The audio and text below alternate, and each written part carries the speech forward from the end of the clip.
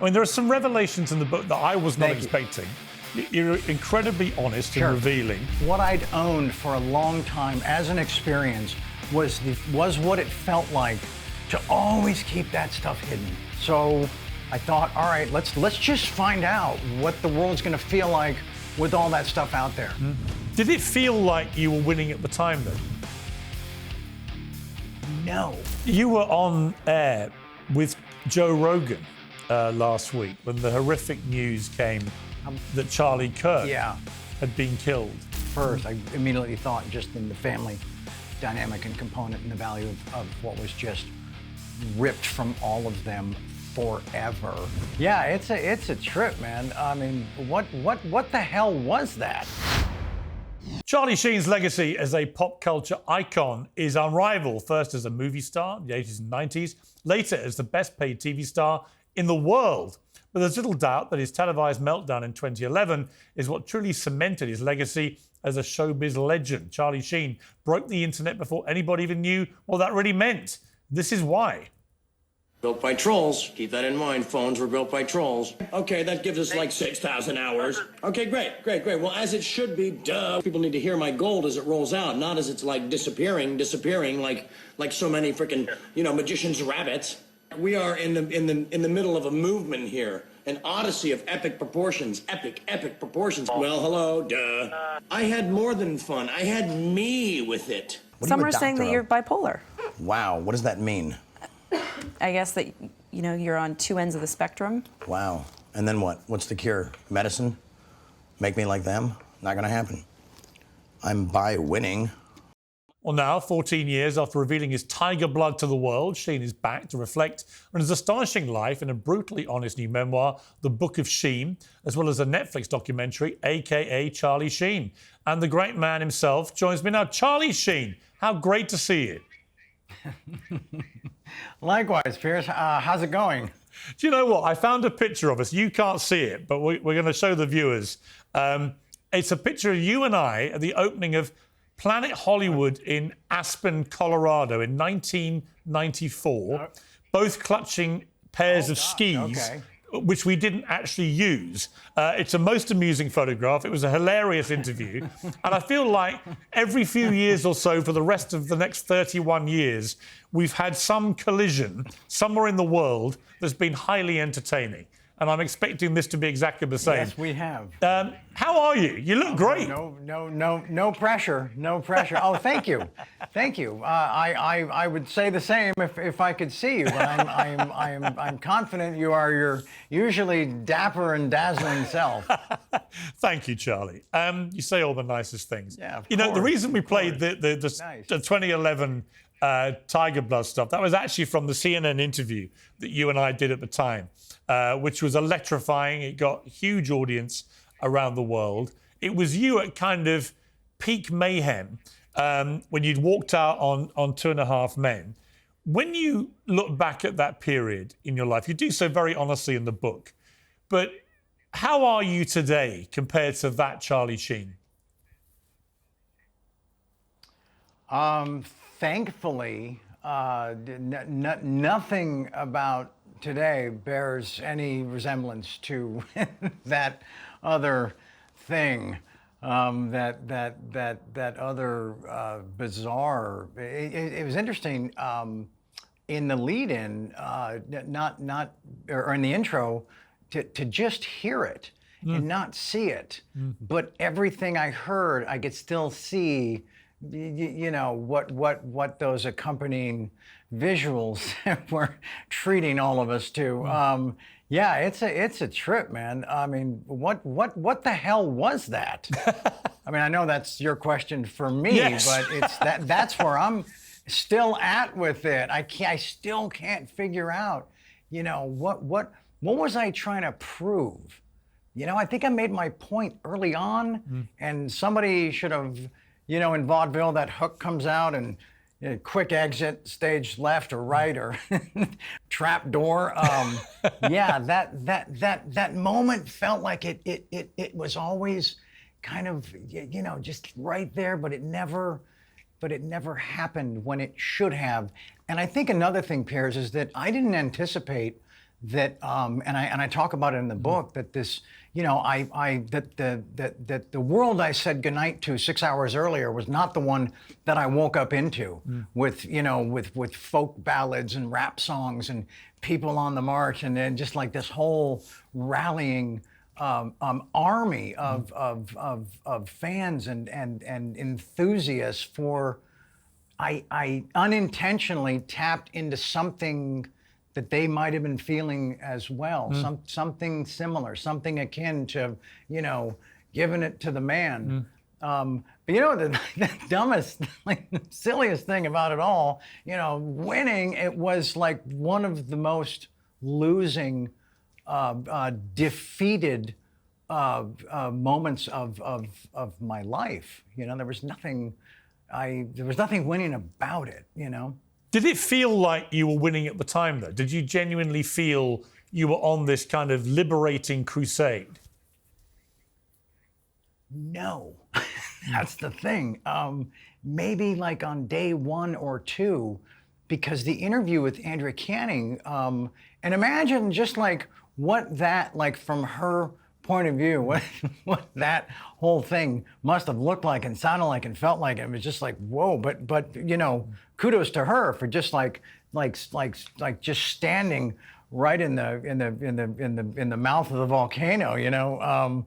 But it no, it yeah, it just, man, it just got away from me, you know. It just got away from me. But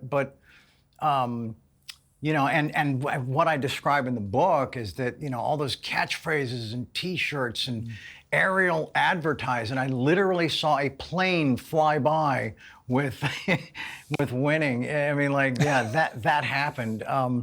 None of that was my original material, which I explain.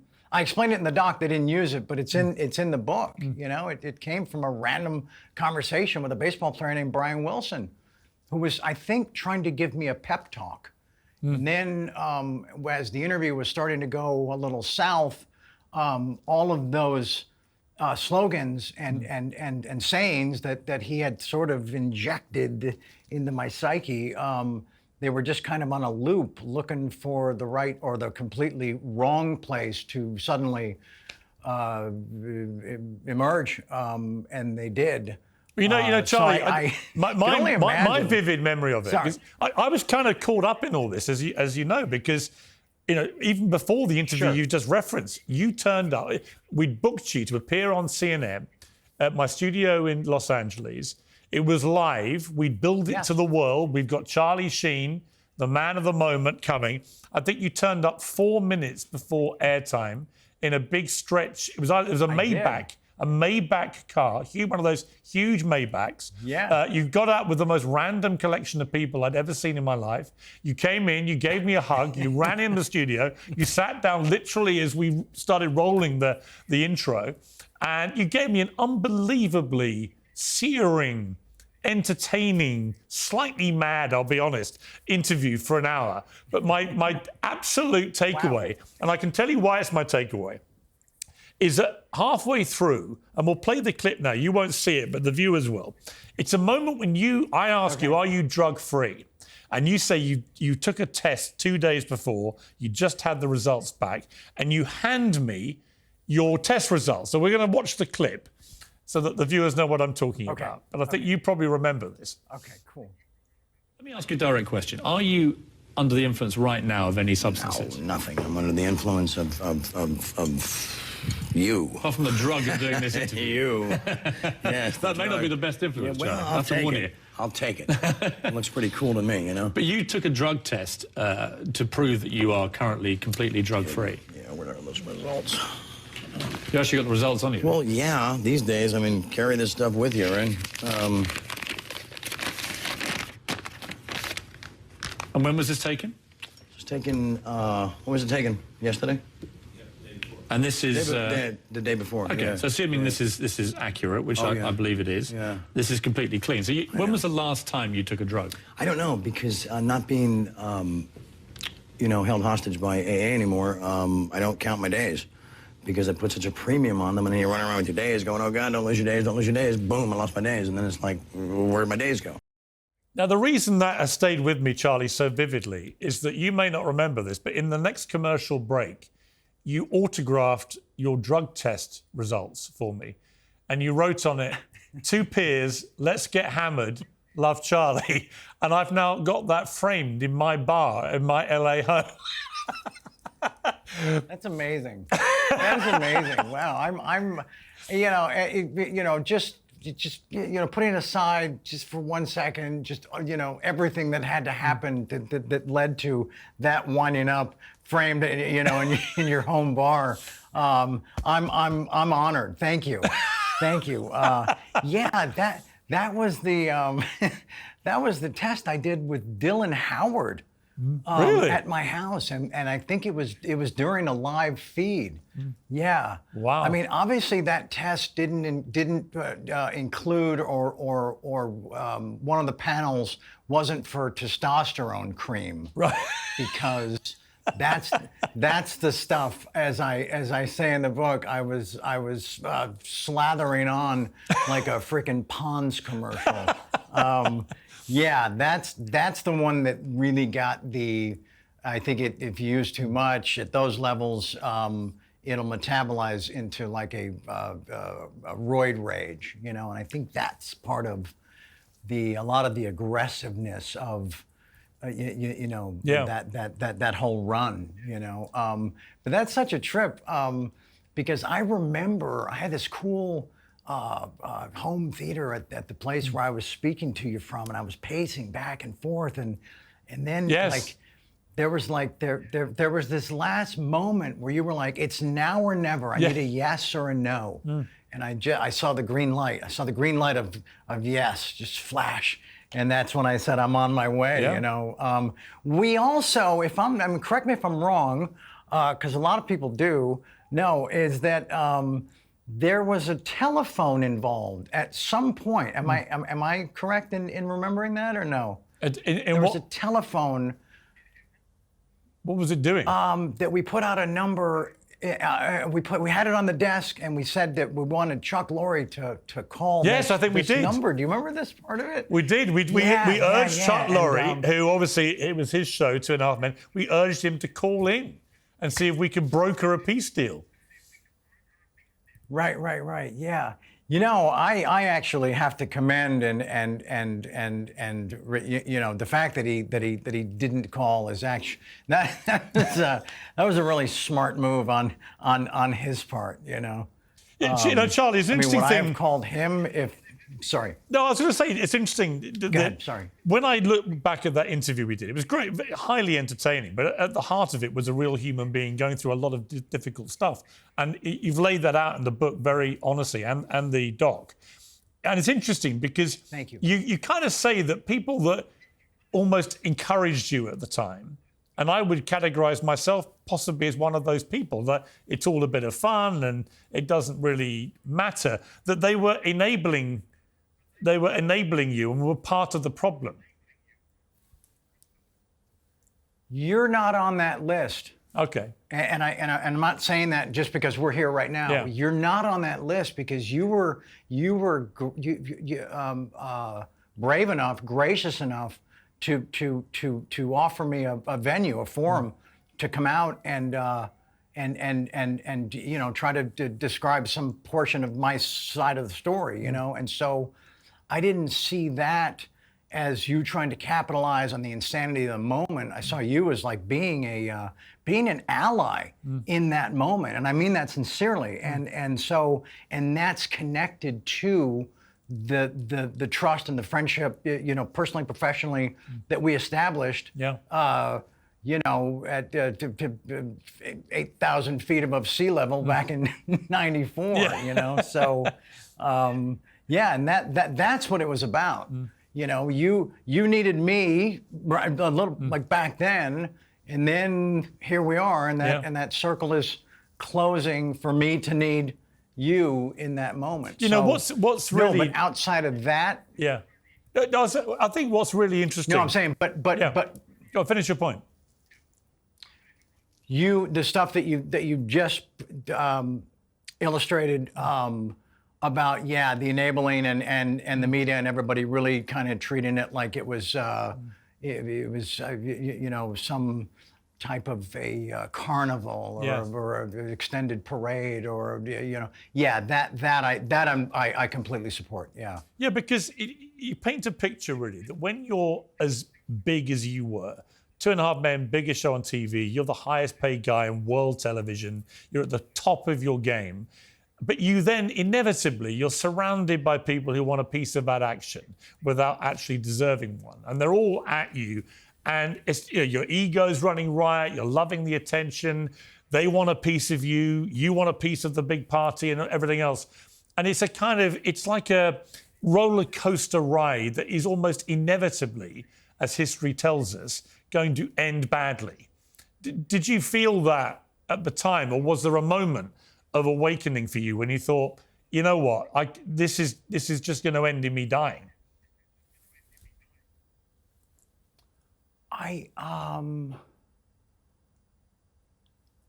The death thing was, if it was a list of 10 reasons to get the train back into the station, that was like number 7 or 8, which is a trip now because that should have been 1A.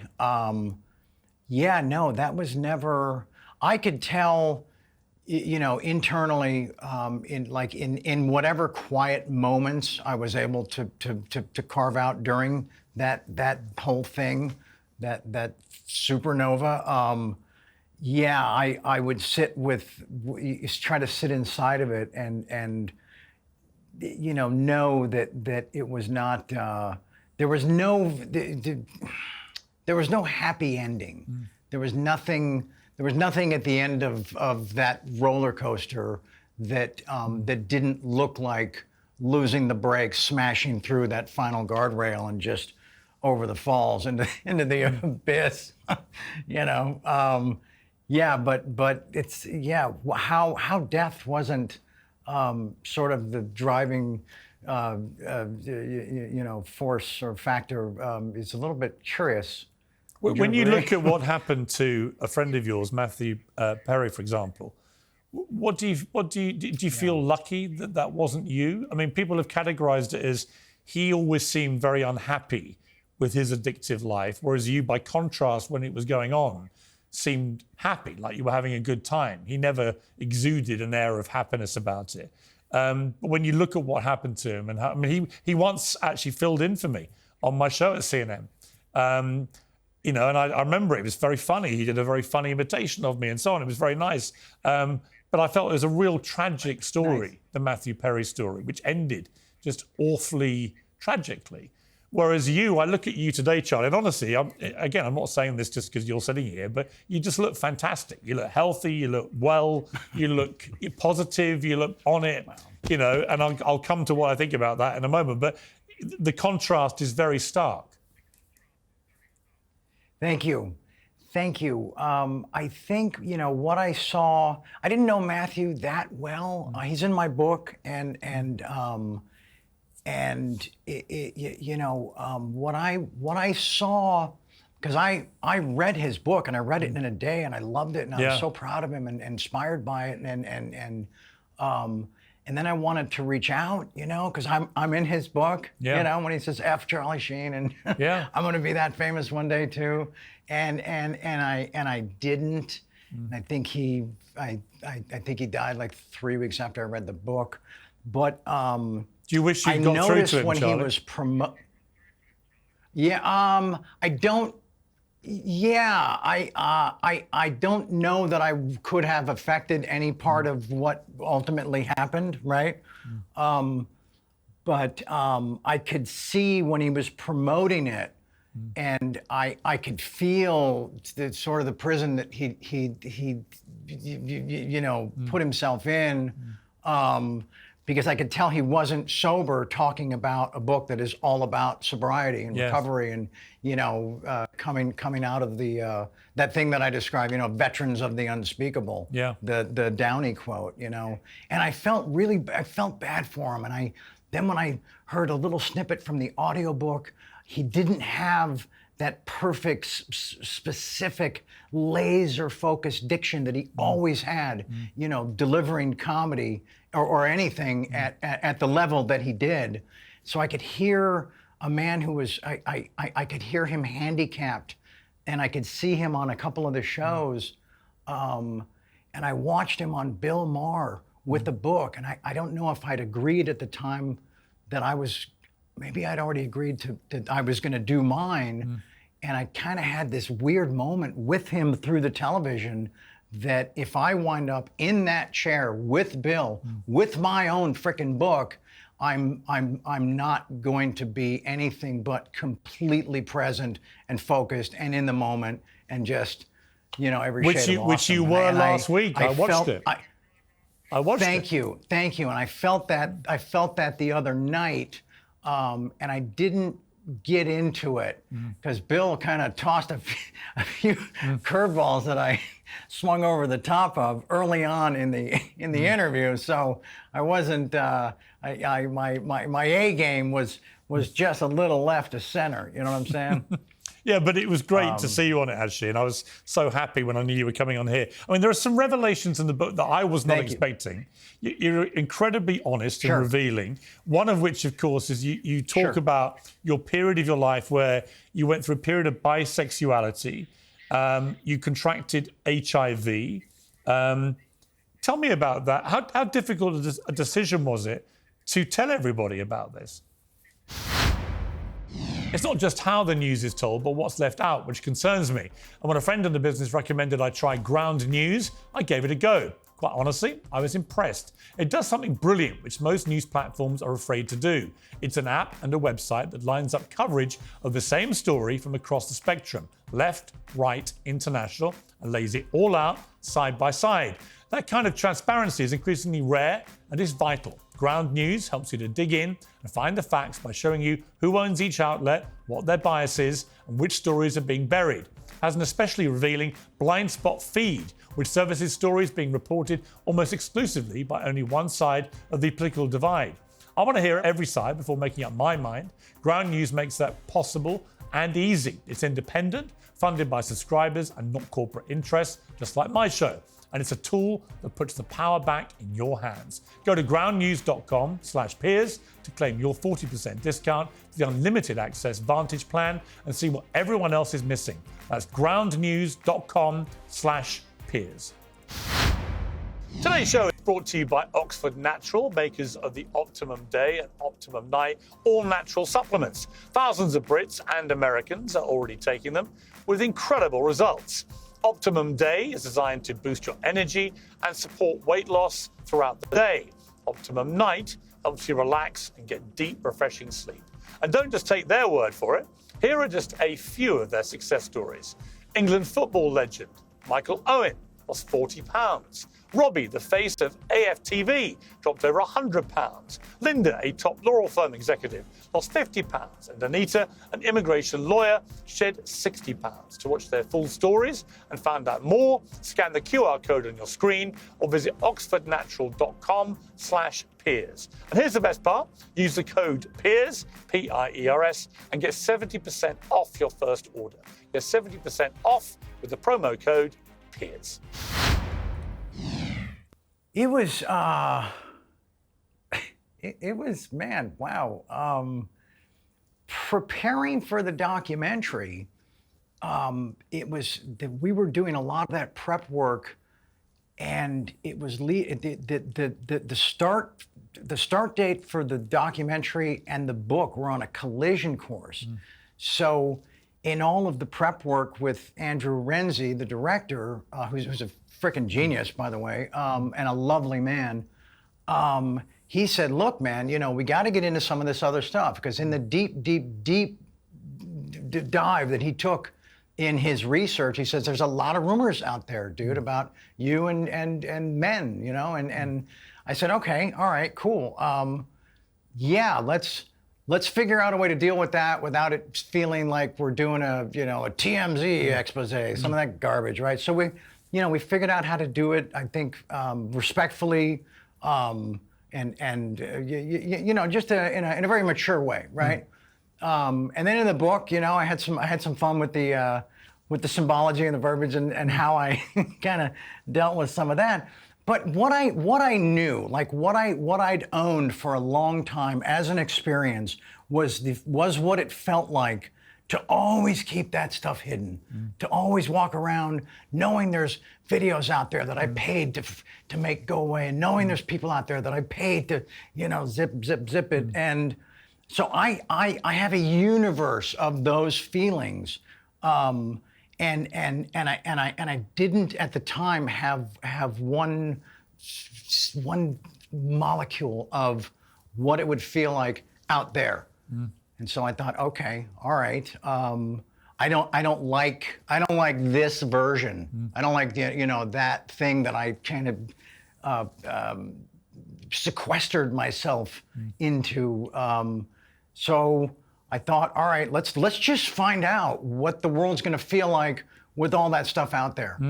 And every story I wrote about, you know, how I'm going to be like yelled at in the street or dealt with at the bank or, you know, barred from the van from the supermarket or the car wash. None of that has come true. People are like, hey, man, yeah, right on. Right on. It's a part of your story. It's not, you know, it's not the whole story. It's a part. It's one of your experiences. And people are like applauding that I was brave enough to do that. And it's such a relief. Yeah. It's such a relief, you know. And I don't have a shred of regret. The other thing, Piers, is if you're gonna put something in a documentary and in a book, you better damn well be prepared to discuss it in moments like this, or in the street, or at the drugstore, or you know what I'm saying. So and it takes the pressure off of other people. And just one more thing about that. People look at that story and they know that the kind of the you know, reputationally what a drug like crack cocaine can do to your brain sexually. So if people read this whole thing, even the crazy story in the book, Escape from LA, right? And if something like that wasn't in there, don't you think the hmms would have been a part of, you know what I'm saying? Yeah. People's feelings about the book. Yeah, so it would be glaringly absent if it wasn't included. And I'm sorry, I'm going on about this. And I hope it opens a door or maybe you know, spurs something in someone else sitting behind, you know, similar secrets and feelings and trapped in it. I hope that someone else, just, I'm not even talking about somebody famous, just someone else out in the world, like, you know, sits down with their parents at dinner and says, hey, so Sheen, we all saw the thing with Sheen. Well, that, you know, we have that in common. So who knows? You know, that's kind of the bonus stuff that can come as a result. And if it does, then awesome. I get the sense, Charlie, you were waiting for this kind of bomb to go off with all sorts of fears and neurosis about it, none of which has actually happened. And you now feel, it seems to me, a great sense of liberation. That's yes, very accurate. Absolutely, yeah. Thank you. That's got to be a good feeling, isn't it? It's a great feeling. It's any time like those stories that I write, usually to start every day about how everything's, you know, what the results are going to be, even before I engage or encounter anything. None of the stories are ever true. And I keep writing the stories. It's wasted energy, it's wasted time. But yeah, it's one day, you know, we'll sit down. What are we averaging? Like once every 8 years. 10 years? Yeah. Every 8 years. Let's shorten that. Can we shorten that? I'd love to. Yeah. I'd love to. Okay, so if I see you again in 6 months or a year, yes. The stories are I'm not going to say they've stopped being written, but they won't be as consistently in the mix. How about that? I get it. I would love that, Charlie. Yeah. How have the people in your life reacted to all of this coming out? And I'm particularly talking about your kids, maybe your ex-wife, Denise, who's very loving about you in the documentary. Your dad, Martin Sheen, obviously, who played my favorite ever president in The West Wing, my favorite ever show. How have the family in your life reacted to all this coming out in the way that you've told it? It's incredible. It's all love. It's all just like, there's nothing awkward about it. There's no, hey, when the kids are in the other room, can we talk? There's none of that. There's none of that. But it's interesting. So my son Max, who's 16, lives with me, right? And his brother Bob's in Florida, but he's coming back. It's this thing with my kids. They kind of cycle in and out, and one mom's over there, she's over there, and then she keeps rotating. So it's pretty cool. But Max, him and his friend Natan watched the doc, and they reported back on episode 1. And they were like, "Dad, this is awesome! Oh my God, wow, what a life, what a thing!" It's like, and then he's like, "I'm so proud of you." And then so that's episode 1, and I know like all the all the good stuff's in episode 2, and I'm kind of waiting. And then, I don't know, 2 hours later, Max writes and he says, "Wow, Dad, episode 2 is even better." And then I'm like, "Wow, thank you." And there was no, there has to be, at some moment when we're in the car going to school, the market, there has to be a thing where, "Hey, so Max, that stuff with the thing, with the crack and the guys and the, and I just kind of need to have that moment with him so he knows it's not something that is not to be discussed or is taboo or creates a thing between us or,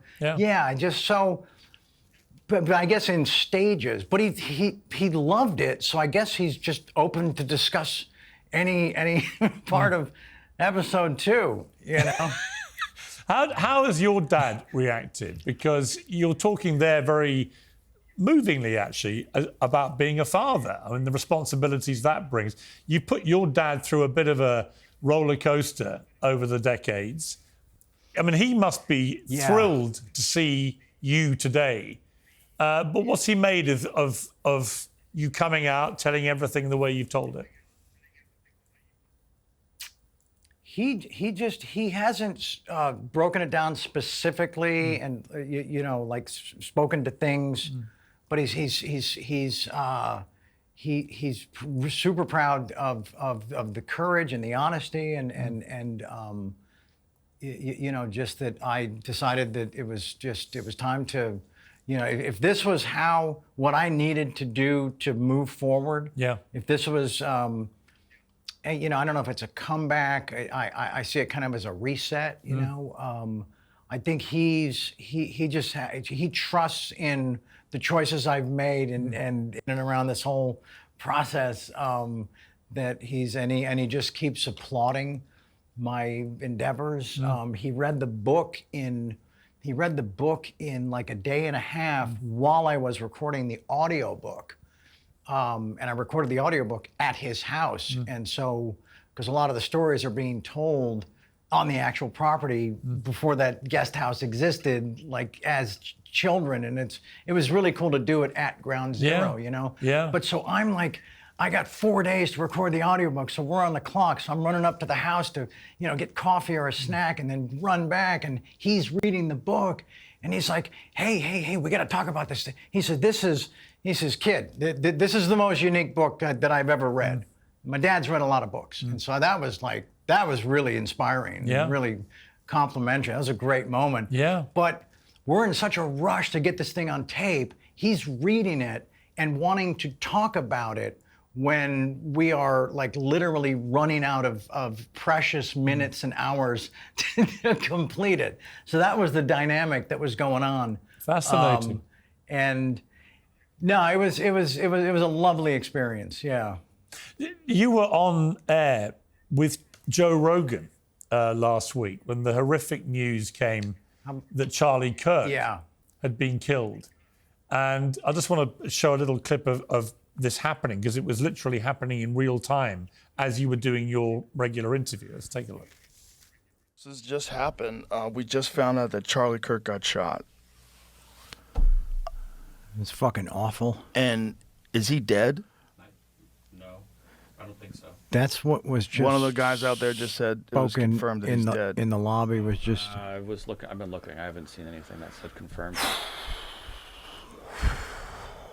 Whoa.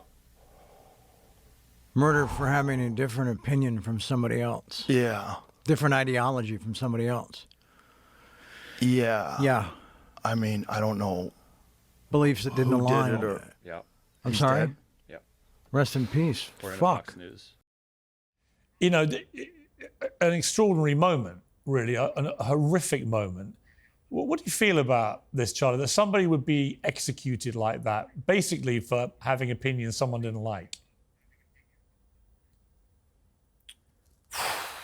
I first thought about his fatherless children, his wife instantly a widow.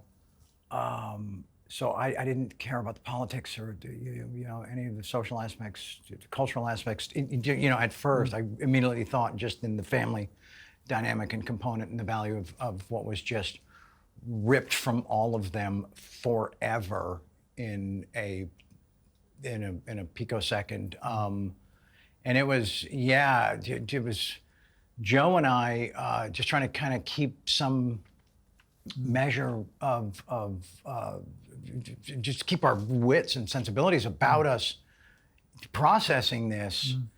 And then, we're discussing the JFK assassination earlier in that same interview, and I'm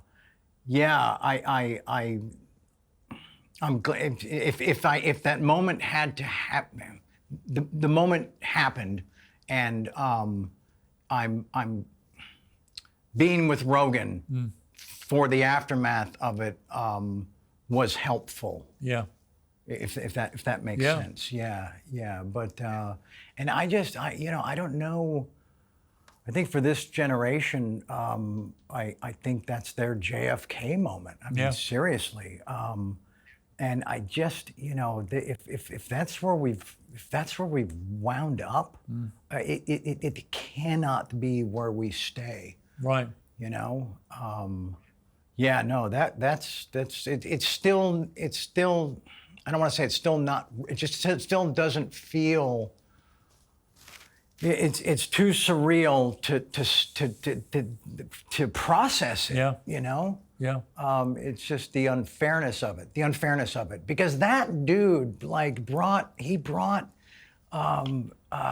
he didn't demean people. He didn't ridicule people. He didn't belittle or embarrass or gotcha. He showed up, as prepared as you could have been, as passionate as you could have been, and just asked people to just have an open debate. Just, okay, here's what I believe and here's why, and let's hear your side of it.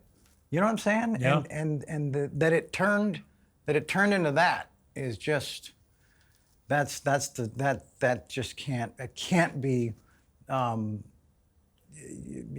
We can't keep having days like that moving forward. No. Do you think we've lost the ability to have just honest, free, democratic debate with each other? And is social media a large part of that problem, do you think? You can't. Yeah, I mean, I don't know that we've lost the ability completely, but we've arrived at a place where it just doesn't feel like it's the go-to solution anymore. Yeah. That doesn't mean it's not available on both sides to sensibly try to reach some. I don't know. There's a reason that the term agree to disagree exists, right? Yes. But I gotta have more faith in just the the human experience. I have to have more faith. Even if I'm buying into a lie at that point, that's okay. That's what I have to go with. Yeah. Just for the sake of hope. Hope, you know? Yeah. You know, talking of hope, Charlie, I want to end on a really hopeful, happy note. Because like I said at the start, you look great. Awesome. I've loved catching up with you. I always love catching up with you. But I've never seen you actually this chilled, this happy, this healthy looking. And it begs the question, because before all the madness, you were such a brilliant actor. You're still a brilliant actor. Are we going to see you back acting in something significant, a big movie, a big TV series? Is this now, well, never mind the reset, are we going to see the comeback? Because I'd love to see it. I think so. I thank you, and thank you for those lovely words. If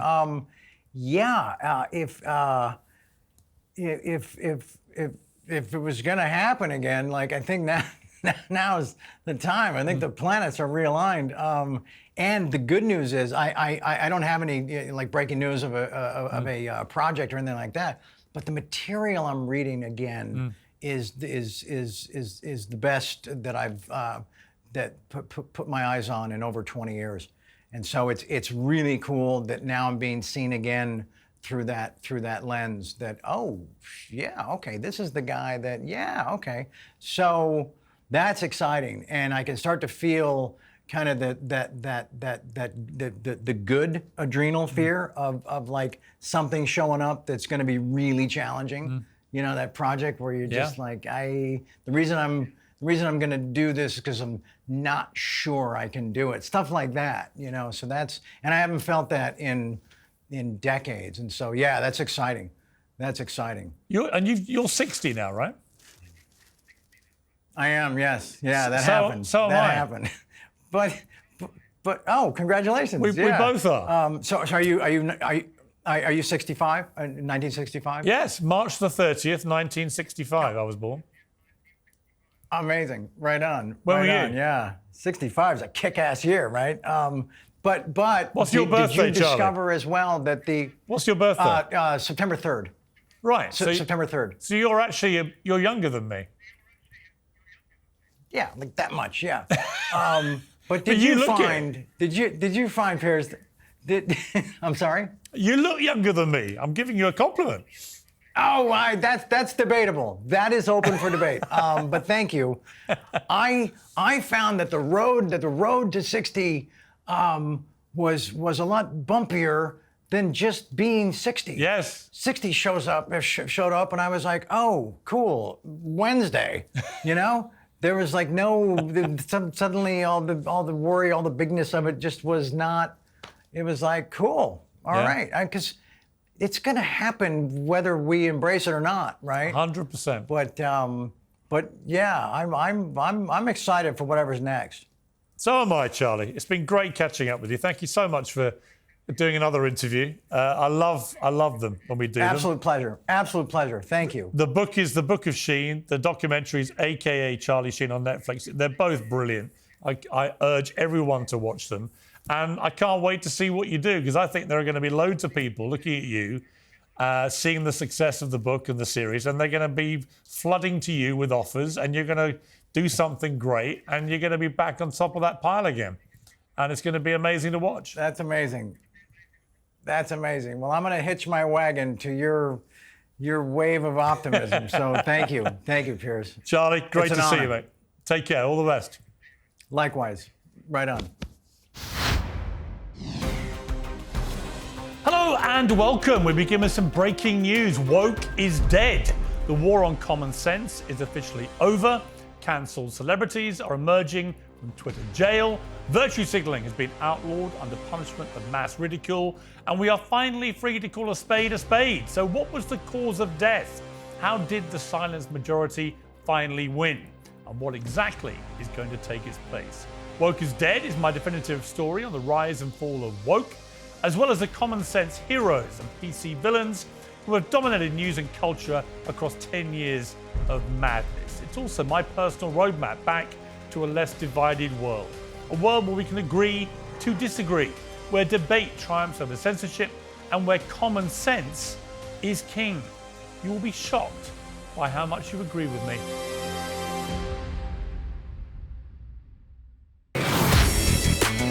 Piers Morgan Uncensored is proudly independent. The only boss around here is me. If you enjoy our show, we ask for only one simple thing. Hit subscribe on YouTube and follow Piers Morgan Uncensored on Spotify and Apple Podcasts. And in return, we will continue our mission to inform, irritate and entertain. And we'll do it all for free. Independent, uncensored media has never been more critical, and we couldn't do it without you.